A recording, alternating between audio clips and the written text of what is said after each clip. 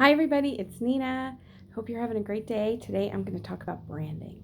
My name is Nina Clear. I am the owner and operator of Clear Marketing Services, and I am here to help businesses, especially law firms, use digital marketing to attract, retain, and convert their customers. So I was reading a book by Dan Kennedy, and if you don't know who he is a very well-known marketer, sales and marketer. Gives a lot. He has several books. He has like a group people belong to, different things like that. And when I was reading this book, something that he said about branding really stood out to me. Now, I want to share a story about when I was an undergrad. I went to Indiana University of Pennsylvania, and that is in Western Pennsylvania. I grew up in Philadelphia. And I still remember very vividly that the school was like so proud of the fact that they spent hundreds of thousands of dollars to hire an advertising agency to change the logo. Indiana University of Pennsylvania, known colloquially as IUP. When I started, the letters for the logo were capitalized and they had lines over them. And they hired this advertising agency and they changed the letters to lowercase. And that's all they did. They changed the letters to lowercase, and they paid them over $100,000 to change the letters to lowercase. Nobody was like, oh, I'm going to that school because they have lowercase letters as a logo. Nobody was like, oh, I'm going to give them money because they have lowercase letters as their logo or brand. They wanted to be known as the cool, hip, look, we have lowercase letters. So as a future donor, because we all know that our colleges and law schools and any school we went to calls us and is like, hey, will you give money to help kids that were like you go to school?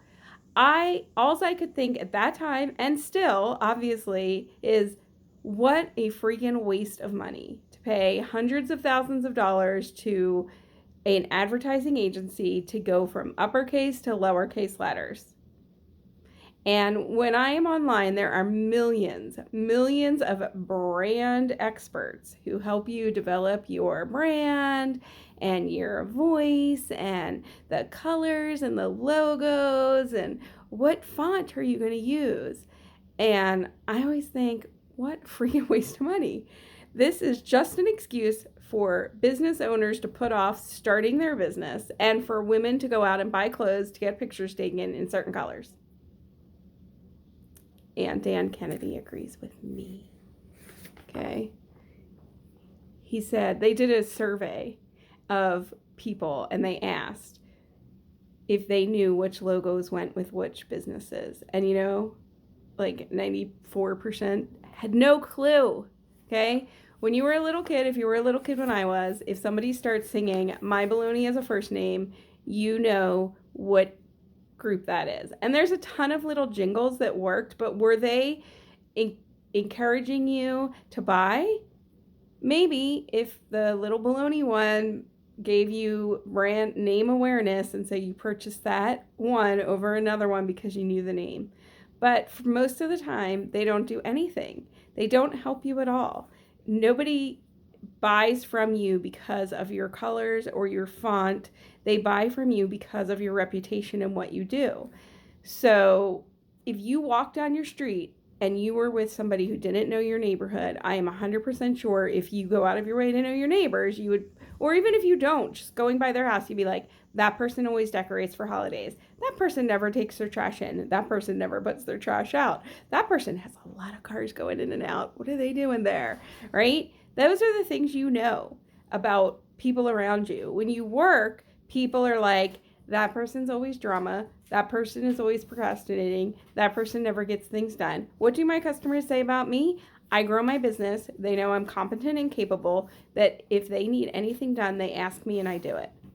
So those are things that my clients have said about me and that past employers have said. So that is your brand. That is what you need to focus on, not the floofy little stuff. Let me give you some questions that Dan Kennedy recommended you ask yourself to be able to establish your business brand. What is unique about my product? What is unique about my delivery? What is unique about my service? What industry norms does my company bend or break? What is unique about my personality? What is my story? Who or what are my enemies? And what is unique about my best customers? So yesterday I was in a group. Somebody's like, oh, I'm starting my brand business. And they help people with branding. So sorry, all the animals are joining me on like Noah's Ark. So and